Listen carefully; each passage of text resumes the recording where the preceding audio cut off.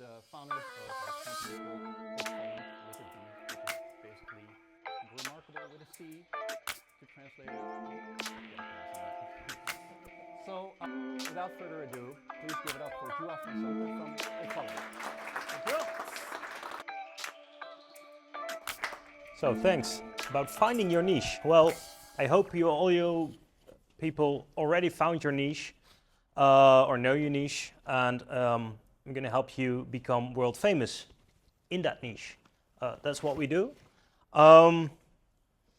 Yeah, so to give you a little bit perspective, I work with companies, B2B companies, 99% of them, and they all have their own version of exactly the same problem.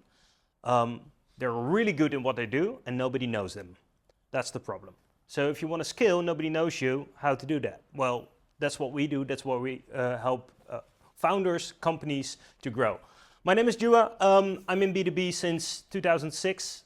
Talk to thousands and thousands of entrepreneurs about, well, growing your business, scaling your business, how to actually get clients. And I was in marketing for a long time. And in marketing, we talk about campaigns, funneling, marketing automation, lead scoring, all those stuff. And when I talk to my clients and I ask them just like, hey, you're the best clients you have, the best customers, how did they get to you? Where did you find them? And they never, not once, told me, well, we built this funnel and we had this marketing automation tool and we did this lead scoring thing and then we got the leads and we called them marketing qualified leads and then we created sales qualified leads and then they become opportunities within our pipeline and then we closed the deal and that's where they come from. The story was, well, through one of our customers, he talked to another one and they heard our name and that was the way actually most companies do business. So I became a little bit, well, afraid that I was a really, really bad marketer because I did the whole playbook and they get results from something else. And well, so I talked to my colleagues and they told me, yeah, but that's just logical because they don't do all the stuff we preach, so they don't get the result from it. I was like, okay, kind of makes sense. So went back to them, well, we need to build this funnel and we need to do all the stuff. And then a year later, same result. Well, of course we got them customers and leads, but not like the really like the best customers, the ideal customer profile where everybody's talking about. No, not that. So conclusion, people buy from people they know and they trust, of course. And another thing, in B2B, who is in B2B? Are there people in B2B? Yeah, okay. In B2B, there's only one thing you can sell. Only one thing, and that's trust. That's the only thing you can sell. The product, you can't sell it. The service you have, you can't sell it. It's just trust. Because when you sign a contract, and I hope all of you did once with a customer, you haven't given them any of your products. You didn't serve them yet. You didn't, well, deliver anything. They didn't pay you, but there was a transaction somewhere because they signed something. So what did they sign for? The contract, it only says, well, I trust you to help me with this problem and I'm willing to pay for it. That's what the contract says, right? So what you just sold was trust. That was the only thing you could sell. And that's the thing I made a business about. But how do you sell trust? Well, let's talk about scaling. If we scale, most people in my industry, marketing, sales, the commercial part of it, they all talk about, well, there we go again, funnels, automation, data, lead scoring, and that's all good. There's nothing wrong with that. There's another reason they talk about that is because, well, you can't scale with people because they say people aren't scalable. And, well, that's true for most part. People aren't scalable, but personal brands are. And let me take you to my perspective on how to scale using a personal brand. I think every entrepreneur and every founder should build a personal brand, especially now. Why? Well, we live in a world where people follow people. That's no new thing, right? Everybody knows it. We don't follow logos, we follow people. If you want to reach people, if you want to reach your target audience, if you want to make some impact using a personal brand, it gets you 20 times more results with the same effort. So For some of you, that sounds like 20 times more result, great. For others, you listen and you say, oh, that's 20 times cheaper and I get the same result. You can view it your way, but that's the difference. And it opens doors, because when we think about scaling, again, in my industry, we always think about selling more products, selling more services. But you also need more people, you need partners, you need maybe a new finance, or you need whatever you need to scale up your business, right? It's not just clients, it's a lot of things. And when you have something that opens doors with great partnerships and great people, well, it's easier to scale. There's only one thing. The window of opportunity of building a personal brand is closing. That's because of the AI revolution, of course. Well, with AI comes a lot of content, a lot of people and logos and online branding and everything, so it becomes a little bit cloudy, and when it becomes too cloudy, well, it's the same as airplanes, right? If it's too cloudy, they can't, they can't fly, they can't get up. So, and the ones who fly, they need to keep on flying, so that's what will happen with personal brands. New personal brands won't be able, it's really hard to build one, but the ones who are in the cloud already, they keep being up there. So yeah, I know I'm saying this now. You're listening. You're all smiling.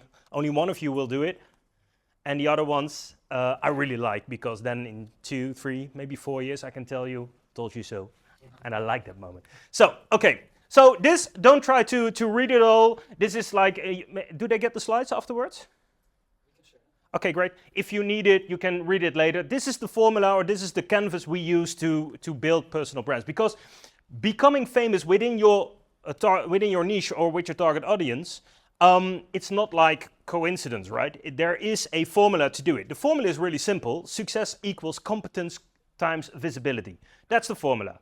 You're competent, you're good, great. Now you need to be visible with your target audience. And the way to do it, it's 5 P's: pitch, publish, product, profile, and partners. This is a proven formula. We didn't invent this. This is from Daniel Priestley. Maybe some of you heard of him. Yeah, a key person of influence. This is a proven formula. Thousands and thousands of companies worldwide use this formula. We use it also. So please, well, you can debate whether it's something for you, but don't debate if it works. It works. It really, really works. And this is what we use. Now, let me tell you how we use it, and I only have, I think, 30 minutes, so I'm going to share with you only the highlights. This is Albert. Does anyone know Albert? No? He's world famous. He is. He actually is, but only with his target audience. Nobody else knows him. And this is one of our customers. We work with Albert for almost 2 years now. We started in January 24. And Albert has a little bit of history. He has a company that sells OTC products.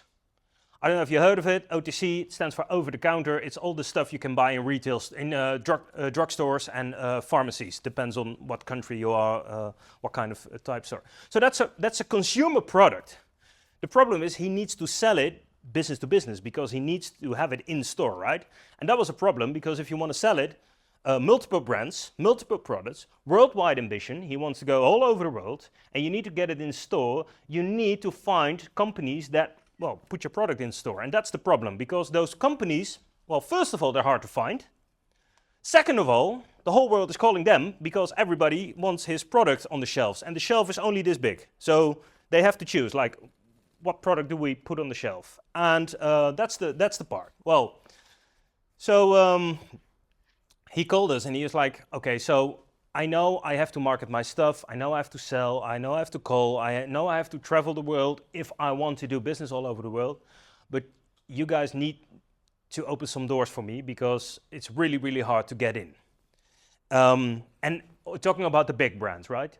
Walmart, for example. You want your product in Walmart if you go to the United States, right? So, well, that's what we did. We used our model, we put his name on it, and we started with the 5 Ps. And first of all, his pitch. And the pitch was, in this case, really easy. Pitch is always about 3 questions, right? Who do you help? What is the problem you solve? And how are you different than other markets.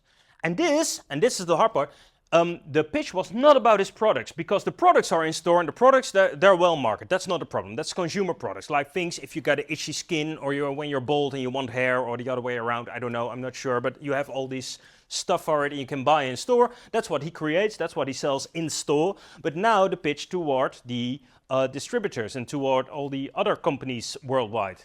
So I asked him, what is the problem? And he was like, they only have one problem. They want to have the best portfolio with the best products because they sell, that's it. They just want a portfolio that sells. Okay, well, do you have a product that fits to that portfolio? Yes, I do. All right.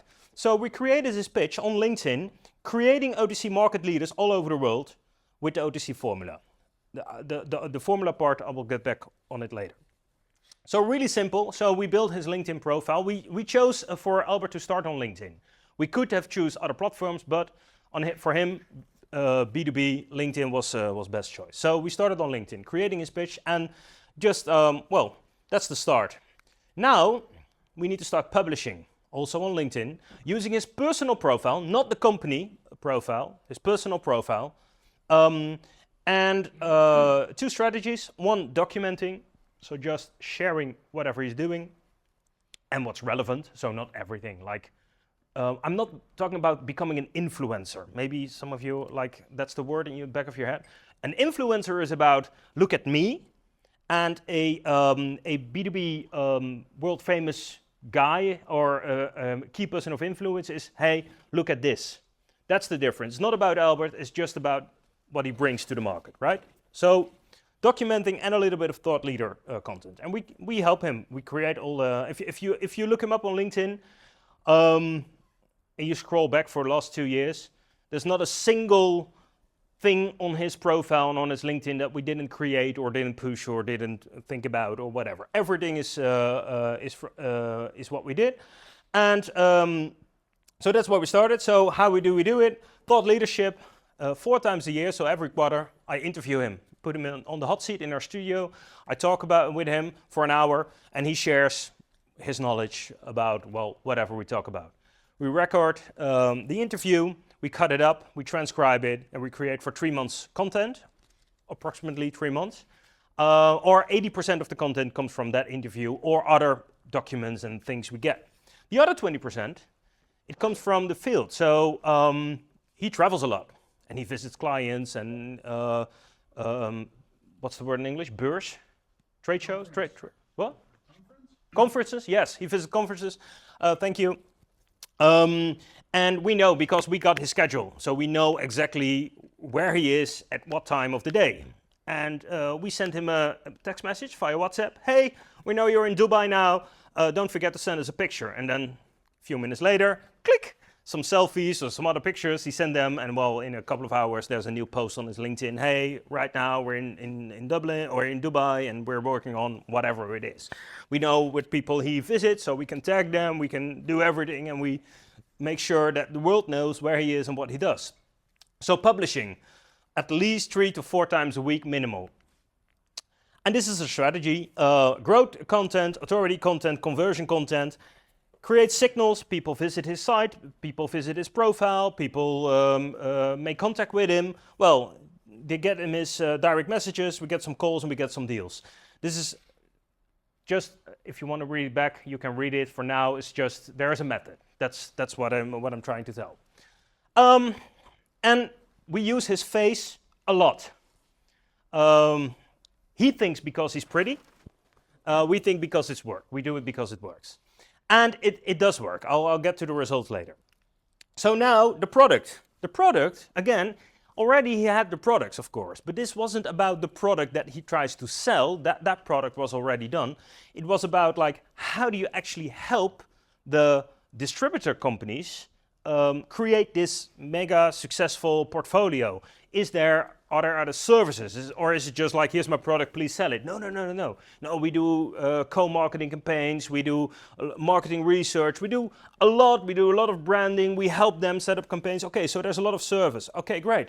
So what we did, we created a product on his service. So we capture his knowledge, we create a system, and we productize the system. And in his case, it became the OTC formula. nobody knows it here, and everybody in his niche knows it right now. So his company is called the OTC Lab, and we create a formula using the letters of his company, stands for trust. So what we want for his customers is trusted, high-performing, and established brands. That's what we want. And the way we do it, omni-channel launch, targeting audience times, consistent branding, and that's the formula we use, or he uses to get his customers sell his products to consumers. And by capturing his knowledge and put it in, well, a system, a product, so you can call it, that made people want to work with him because they were like, oh, this guy really, really thought about it. It's not just creating a product and try to sell it. He's actually bringing value to the market. So that's what we did. We created a product based on his knowledge, and this is the way we position him in the market. And then the 4P, profile. Of course, we took care of it at the start, the LinkedIn profile. But now I'm talking more like, okay, so what if people start Googling you or start ChatGPTing you? I don't know if that's a word already, but you know what I'm talking about. What do they find? And who are you? What do you do? And of course, most important thing, what's in it for me, right? That's what you want to know if you meet new people. That's always a good tip, by the way. If you're really struggling building your LinkedIn profile or your Instagram bio or whatever, there are only 3 things people want to know. Who are you, what do you do, and what's in it for me? In every relationship, even romantic relationships, it's always who are you, what do you do, and what's in it for me? If you can't answer these questions really good, well, then you're toast, right? So 3 things, and that's what we did. We built this profile, but we also started feeding ChatGPT, for instance, Google, etc., and using his profile, using all the information. And now, if you go to ChatGPT and you ask who is Albert Swain, you get information about him and a lot of content that we created and that we published online, and so everybody now knows in his niche again who Albert Swain is. Please visit his profile. He likes that. Yeah, yeah, handsome guy. Yeah, send him a message. Yeah, okay, great. And the last one, and that's really, really important. Maybe in the end, the most important P, if you want to really scale your business, is partnerships. Of course, it's not only finding customers, right? It's finding other companies that can help you. In his case, some other companies that serve the same target audience, but just with something else. Well, you can partner together and you can enter the market together. Or, for example, he was already building up all these partnerships and all these distributor networks. So if you have a product and you want to sell, I can sell it for you. And now I can sell your products to my customers. So that's another way of building markets. And of course, co-marketing and all the other things. But also, when he started the company, he was only one entrepreneur, that's it. And 2 years ago, he was like, I think the team was seven or 8, something like that. And now, almost 2 years, it more than doubled in the last 2 years, because now doors are open in Asia, in China, in Dubai, in the US, the UK, Germany. I know it's Europe, but it's in his niche, it's a different part because it's so big. They say you have Europe, and you have the Nordics, and you have the UK, and you have Germany. That's all different. And so he needed partners to enter those markets, and they're really easy to find if everybody knows you, and everybody wants to work with you because, well, you're world famous within that niche. So it's really easy to find partnerships, and that's what we did. So he has partners all over the world, and of course, anytime he visits them or whatever, then we get a picture and we post it on LinkedIn, and of course we do the same trick again and again and again. So the results, I can't talk numbers because, well, I asked him and he's like, yeah, those are my numbers. So, but he was invisible. Now he's world famous in his niche. He entered a lot of new markets. Doors are open everywhere. Customer growth through the roof, and the team growth. So I think, and he got his 4th FD Gazelle. There's no English word for it, but it's a prize you can get if you grow really fast. So this is his third or fourth year in a row. Goes really well. So what some lessons? Well, of course, scaling starts with visibility. Trust is the number one currency you can use, and that's really, really something I hope if there's one thing you can take away from this thing. I know the models are sexy and the 5 Ps and everything, and you can look it up later and try to figure it out, but the only thing you can sell is trust. So please don't forget that. That's really, really hard one. And there's no secret. And that's great, because in marketing, I get some customers and what's the secret? There's no secret. The secret is just reps. Just do it again and again and again and again and again and never stop. It's like going to the gym, right? It takes a little bit of time to figure out what are the things you need to do, and then just do it, never quit, and then eventually you get some results, right? That's the way it works. And for those of you who are, because I know a lot of people are like, yeah, okay, great, but I don't want to be on the internet. I don't want to share my face everywhere. I don't want to be that visible. Well, of course, if you don't want to, please don't. But you can be world famous, but not to everyone, just to the people that matters. And I think that's the most important part of it. It's really easy. If you have a target audience of, let's say, 1,000 or maybe 10,000 people, those are the only people who needs to know you. The rest of the world don't care. Just those, that little group, that little target audience. And well, I think, just go back to your own business. What would happen if they all would know you and trust you? Would you ever have a problem building your business? That's just a question. Think about it. So, where to start? Really easy. Write a pitch, share insights, document your story, and never stop. And all the rest will follow, but this is just where to start. And it's really, it's not that hard. Yeah, it's hard because it's a lot of work, I know, but it's not that hard. You don't need like a really smooth pitch. You don't need the best video editing, whatever. No, you can use your phone if you like. It's really, really easy to start, but just do it. And well, this is how to scale using your personal brand. And I've been told really I couldn't go any further than 30 minutes. I think I made it. I'm not sure. Maybe even shorter. So, winning. It's the first time in my life I always fuck up the timetable. So, if there are any questions, well, we have a couple of minutes left, and otherwise later or whatever. I hope, well, it gave you some insight somehow. And if you have any questions, you can Google me.